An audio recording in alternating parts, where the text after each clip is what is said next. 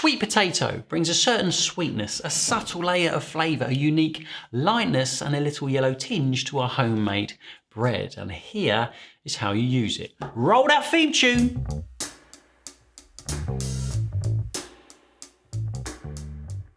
Hey home bakers, if you want to start to incorporate sweet potato into your bread dough, the simplest way to prepare it is to boil it. So peel and cut the sweet potato into cubes and place in a saucepan of cold water.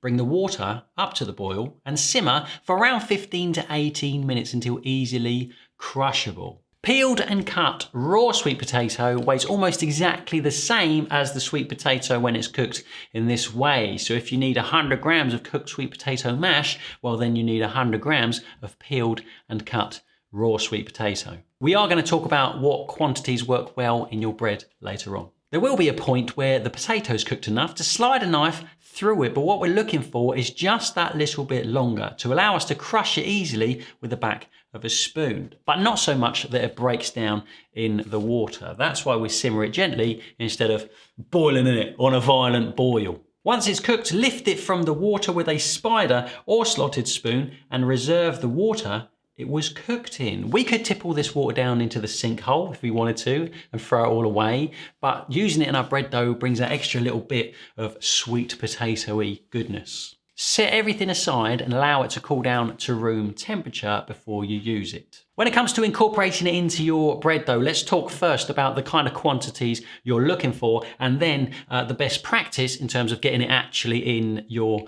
bread dough without making too much mess. The footage I'm using from this video is from a sweet potato, thyme and feta cheese bloomer recipe, which will be one of the bread recipes available to you at the launch of the Bake with Jack Home Bakers Club, an online learning platform where you'll be able to bake bread with me as if I'm in your kitchen at home, wherever you are in the world. And yes, I'm going to tell you about it in every single video, because I think you're going to like it. Click the link underneath in the description box if you want to find out more about it, or if it's already there, go and have a look. Here I've taken a straight yeasted bread dough recipe and I want to add sweet potato to it. So without the sweet potato, the quantities look like this. To find a good amount of sweet potato to use, I calculate 40% of the flour in the recipe, which is 200 grams. This is additional to the recipe, and I could add it to the recipe as it is, but that would make everything too wet, so we need to compensate for that in some way. To do that, I'll reduce the water by half the quantity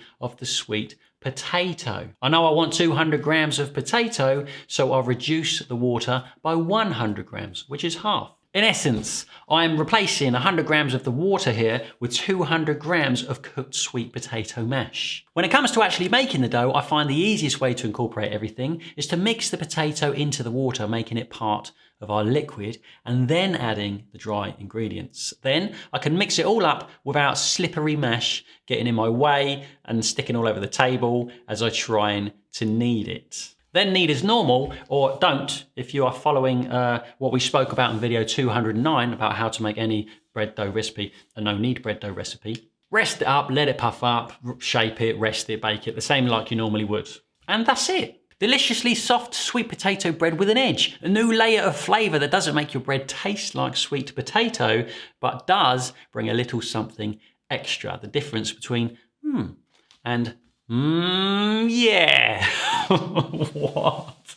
Have fun playing with this principle. And don't forget the Home Bakers Club is coming soon, if you could possibly forget. Find out more in the link underneath. Thank you all for being here. Thanks to patrons for your unwavering support of me and what I do. Thanks to all people for dropping a super thanks. And hey, I look forward to seeing you very, very soon. Let's do this again sometime, shall we? Yeah. See ya.